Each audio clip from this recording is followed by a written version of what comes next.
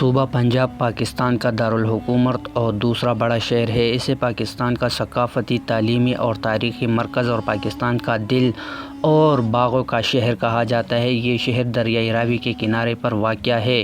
اس شہر کی آبادی 1 کروڑ کے قریب ہے اور یہ ملک کا دوسرا بڑا شہر ہے۔ لاہور کا شمار دنیا کے قدیم اور اہم ترین شہروں میں کیا جاتا ہے۔ زندہ دلان لاہور کے روایتی جوش و جذبے کے باعث اسے جا بجا طور پر پاکستان کا دل کہا جاتا ہے۔ لاہور کی انتہائی قدیم تاریخ ہزاروں سال پر پھیلی ہوئی ہے۔ پرانوں کے مطابق رام کے بیٹے راجالو نے شہر لاہور کی بنیاد رکھی اور یہاں ایک قلعہ بنوایا۔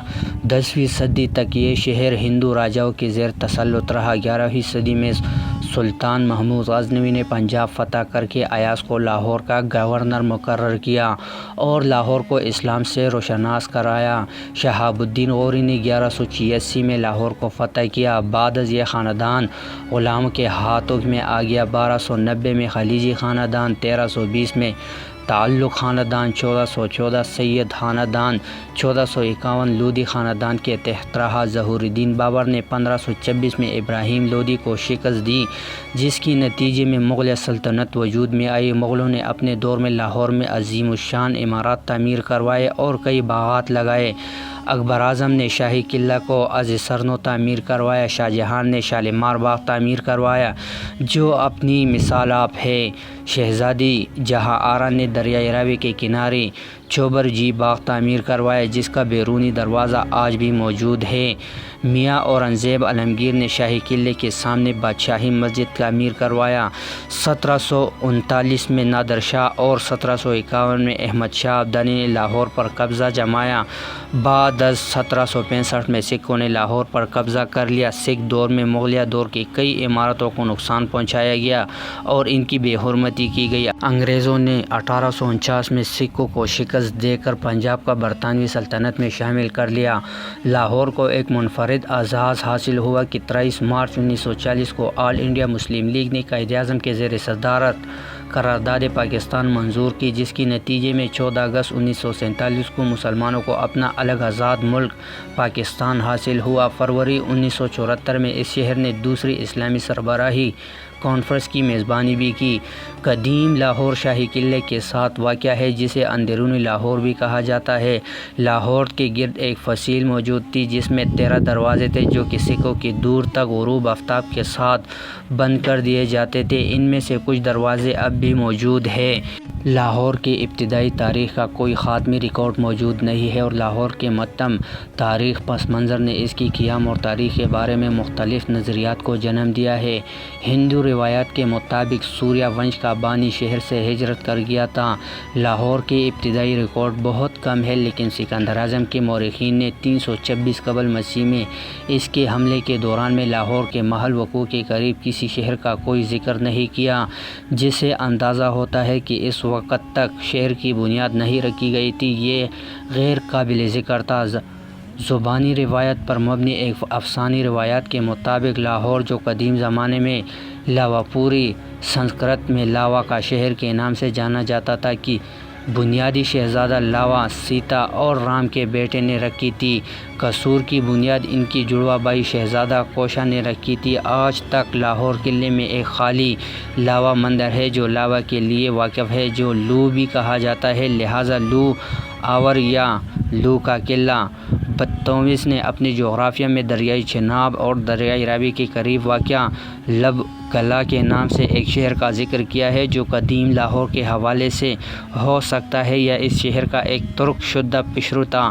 چینی زہر ہوج سانگ نے اپنے سفرنامے میں ہیون سنگھ کا سفرنامہ ہند میں ایک بڑے خوشحال بے نام شہر کی واضح وضاحت کی، جو لاہور ہو سکتا ہے۔ جب اس سے 630 عیسوی میں ہندوستان کے دورے کے دوران میں اس خطے کا دورہ کیا تھا۔ 7ویں صدی عیسوی کے آخر میں لاہور ایک گجر چوہان بادشاہ کا پایا تخت تھا۔ فرشتے کے مطابق 682 میں کرامان اور پشاور کے مسلم پٹھان قبائل راجہ پر حملہ آور ہوئے۔ 5 ماہ تک لڑائی جاری رہی اور بالآخر سالٹ رینج کے گکڑ راجپوتوں کے تعاون سے وہ راجہ سے اس کے کچھ علاقے چھیننے میں کامیاب ہو گئی۔ 9ویں صدی عیسوی میں لاہور کی ہندو راجپوت چٹور کی دفاع کے لیے مقامی فوجوں کی مدد کو پہنچنے۔ 10ویں صدی عیسوی میں خراسان کا صوبہ دار سبکتین اس پر حملہ آور ہوا۔ لاہور کا راجہ جے پال، جس کی سلطنت سرہند سے لغمان تک اور کشمیر سے ملتان تک وسیع تھی، مقابلہ کے لیے آیا۔ ایک بٹی راجہ کے مشورے پر راجہ جے پال نے پٹھانوں کے ساتھ اتحاد کر لیا اور اس طرح وہ حملہ آور فوج کو شکست دینے میں کامیاب رہا۔ غزنی تحت پر قابض ہونے کے بعد سبکتین ایک دفعہ پھر حملہ آور ہوا۔ لغمان کے قریب گھمسان کا رن پڑا اور راجہ جے پال مغلوب ہو کر اس کا امن طلب ہوا۔ یہ پایا کہ راجہ جے پال تعاون جنگ کی ادائیگی کرے گا اور سلطان نے اس مقصد کے لیے ہر کار راجہ کے مرکاب کیے۔ لاہور پہنچ کر راجہ نے معاہدے سے انحراف کیا اور سبکتین کے ہر کاروں کو مقید کر دیا۔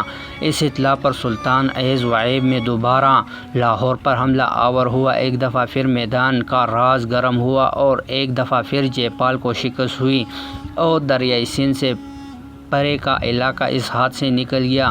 دوسری دفعہ مسلسل شکست پر دل برداشتہ ہو کر راجہ جے پال نے لاہور کے باہر خود کو سوزی کر لی۔ معلوم ہوتا ہے کہ سلطان کا مقصد صرف راجہ کو سبق سکھانا تھا، کیونکہ اس نے متفقہ علاقوں کو اپنی سلطنت میں شامل نہیں کیا، اور 1008 عیسوی میں جب سبکتین کا بیٹا محمود غزنوی ہندوستان پر حملہ آور ہوا تو جے پال کا بیٹا انند پال ایک لشکر لے کر پشاور کے قریب مقابلے کے لیے آیا۔ محمود کی فوج نے آتش گیر مادے کو گولہ باری کی، جس سے انند پال لشکر میں بگڑ مچ گئی اور ان کی ہمت ٹوٹ گئی۔ نتیجہ کچھ فوج بگ نکلی اور باقی کام آئی۔ اس شکست کے باوجود لاہور بدستور محفوظ رہا۔ انند پال کے بعد اس کا بیٹا جے پال تخت نشین ہوا اور لاہور پر اس خاندان کی عملداری 1022 تک برقرار رہی، حتیٰ کہ محمود اچانک کشمیر سے ہوتا ہوا لاہور پر حملہ آور ہوا۔ جے پال اور اس کا خاندان اجمیر میں پناہ گزیر ہوا۔ اس شکست کے بعد لاہور غزنوی سلطنت کا حصہ بنا اور پھر کبھی بھی کسی ہندو سلطنت کا حصہ نہیں رہا۔ محمود کے پوتے محمود کے عہدے حکومت میں راجپوتوں کے شہر کے واپس لینے کے لیے چڑھائی کی، مگر 6 ماہ کے محاصرے کے بعد ناکام واپس ہوئے۔ لاہور پر قبضہ کرنے کے بعد محمود غزنوی نے اپنا پسندیدہ غلام ملک ایاز کو لاہور کا گورنر مقرر کیا، جس کے شہر کی گرد دیوار قائم کرنے کے ساتھ ساتھ قلعہ لاہور کی بھی بنیاد رکھی۔ ملک ایاز کا مزار آج بھی بیرونی ٹیکسٹائل دروازہ لاہور کے پہلے مسلمان حکمران کے مزار کے طور پر معروف ہے۔ غزنوی حکمرانوں کے ابتدائی 8 حکمرانوں کے دور میں لاہور کا انتظام صوبہ داروں کی ذمہ دار چلائی جاتا تھا، تاہم مسعود ثانی کے دور میں 1098 میں 1114 دارالحکومت کے عارضی طور پر لاہور منتقل کر دیا گیا۔ اس کے بعد غزنوی خاندان کی 12ویں تاجدار خسرو کے دور میں لاہور ایک دفعہ پھر پایہ تخت بنا دیا گیا اور اس کی یہ حیثیت 1186 میں غزنوی خاندان کے زوال تک برقرار رہی۔ غزنوی خاندان کے زوال کے بعد غوری خاندان اور خاندان غلامان کے دور میں لاہور سلطنت کے خلاف سازشوں کا مرکز رہا۔ در حقیقت لاہور ہمیشہ پٹھانوں کے مقابلے میں مغل حکمرانوں کی حمایت کرتا رہا۔ 1241 عیسوی میں چنگیز خان کی فوجوں نے سلطان غیاث الدین بلبن کے بیٹے شہزادہ محمد کی فوج کو راوی کے کنارے شکست دی اور حضرت امیر خسرو کو گرفتار کیا۔ اس فتح کے بعد چنگیز خان کی فوج نے لاہور کو تاراج کر دیا۔ خلیجی اور تعلق شہروں کے اداروں میں لاہور کا کوئی قابل ذکر اہمیت حاصل نہ تھی اور ایک دفعہ گکڑ راجپوتوں نے اسے لوٹا۔ 1397 میں امیر تیمور برصغیر پر حملہ آور ہوا اور اس کے لشکر کے ایک ٹکڑے نے لاہور فتح کیا، تاہم اپنے پیشرو کے برعکس امیر تیمور نے لاہور کو تاراج کرنے سے اجتناب کیا اور ایک افغان سردار حضرت خان کو لاہور کا صوبہ دار مقرر کیا۔ اس کے بعد لاہور کی حکومت کبھی حکمران خاندان اور کبھی گکڑ راجپوتوں کے ہاتھ رہی، یہاں تک کہ 1436 میں بلبن خان لودھی نے اسے فتح کیا اور اسے اپنی سلطنت میں شامل کر لیا۔ بلبن خان لودھی کے پوتے ابراہیم لودھی کے دور حکومت میں لاہور کے افغان صوبہ دار دولت خان لودھی نے علم بغاوت بلند کیا اور اپنی مدد کے لیے مغل شہزادے بابر کو پکارا۔ تاریخ گواہ ہے کہ لاہور کو پہلے عرس البلد لاہور بھی کہتے ہیں اور یہ علاقہ ملتان کی عظیم سلطنت کا حصہ ہوتا تھا اور اس وقت ملتان کی سرحد ساحل سمندر تک پھیلی ہوئی تھی۔ بابر پہلے سے ہی ہندوستان پر حملہ کرنے کے بارے میں سوچ رہا تھا اور دولت خان لودھی کی عزت نے اس پر مہمیز کا کام کیا۔ لاہور کے قریب بابر اور ابراہیم لودھی کی افواج میں پہلا ٹکراؤ ہوا، جس میں بابر فتح ہوا۔ تاہم صرف 4 روز کے وقفے کے بعد اس نے دلی کی طرف پیش قدمی شروع کر دی۔ ابھی بابر سرہند کے قریب ہی پہنچا تھا کہ اسے دولت خان لودھی کی سازش کی اطلاع ملی، جس پر وہ اپنا ارادہ منسوخ کر کے لاہور کی جانب بڑھا اور مفتوح علاقوں کو اپنے وفادار سرداروں کے زیر انتظام کر کے کابل واپس ہوا۔ اگلے برس لاہور میں سازشوں کا بازار گرم ہونے کے اطلاعات ملنے پر بابر دوبارہ عزم لاہور ہوا۔ مخالف افواج راوی کے قریب مقابلے کے لیے سامنے آئی، مگر مقابلہ شروع ہونے سے پہلے ہی ہم بھاگ نکلے۔ لاہور میں داخل ہوئے بغیر بابر دلی کی طرف بڑھا اور پانی پت کی لڑائی میں فیصلہ کن فتح حاصل کر کے دلی کے تخت پر قابض ہوا۔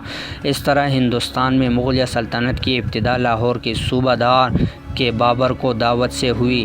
1540 میں شیر شاہ سوری نے ہمایوں کو شکست دے کر ہندوستان سے مغلیہ سلطنت کا خاتمہ کر دیا۔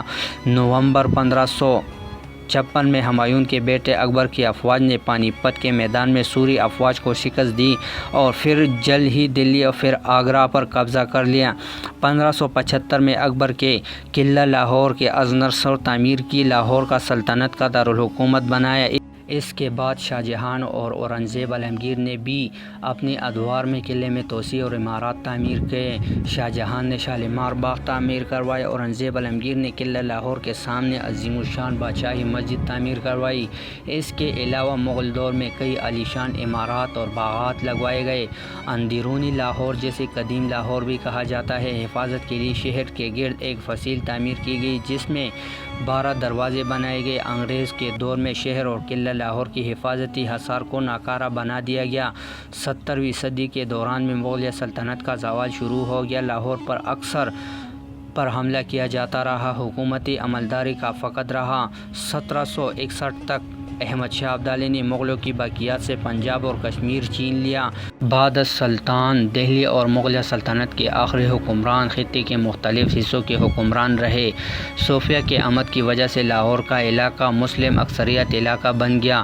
1740 کی دہائی افراتفری رہی۔ 1745 سے 1756 کے درمیان میں شہر کے 9 گورنر رہے۔ 1756 سے پانی پت کی تیسری لڑائی تک، جو احمد شاہ ابدالی اور مراٹھوں درمیان میں ہوئی، لاہور اور پشاور مراٹھوں کے قبضے میں رہے۔ تاہم مراٹھوں کو شکست دینے کے بعد احمد شاہ ابدالی واپس افغانستان چلا گیا، جس سے علاقے میں عدم استحکام پیدا ہوا۔ 1801 میں رنجیت سنگھ کی قیادت میں سکھوں کی 12 مسل متحدہ ہو کر ایک نئی قوت کے طور پر سامنے آئی۔ افغان درانی سلطنت کے بانی احمد شاہ ابدالی نے جنوری 1748 میں لاہور پر قبضہ کیا تھا۔ احمد شاہ درانی کی فوری پسپائی کے بعد مغلوں نے لاہور کو مین الملک مانو کے حوالے کر دیا۔ احمد شاہ درانی نے 1751 میں دوبارہ حملہ کیا، میر مانو کو ایک معاہدے پر دستخط کرنے پر مجبور کیا، جس نے لاہور کو افغان حکمرانی کے حوالے کر دیا۔ مغل وزیر غازی الدین عماد الملک نے 1756 میں لاہور پر قبضہ کر لیا۔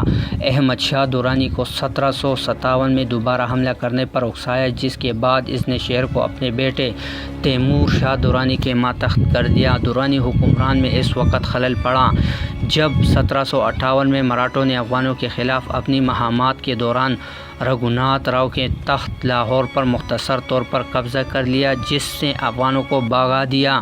اگلے سال ایک مشترکہ سکھ مراٹھا فورس نے جنگ لاہور 1759 میں ایک افغان حملے کو شکست دی۔ پانی پت کی تیسری جنگ کے بعد احمد شاہ درانی نے مراٹھوں کو شکست دی اور لاہور پر دوبارہ قبضہ کر لیا۔ 1765 میں درانی شہر سے دستبردار ہونے کے بعد سکھ افواج نے جلدی سے شہر پر قبضہ کر لیا۔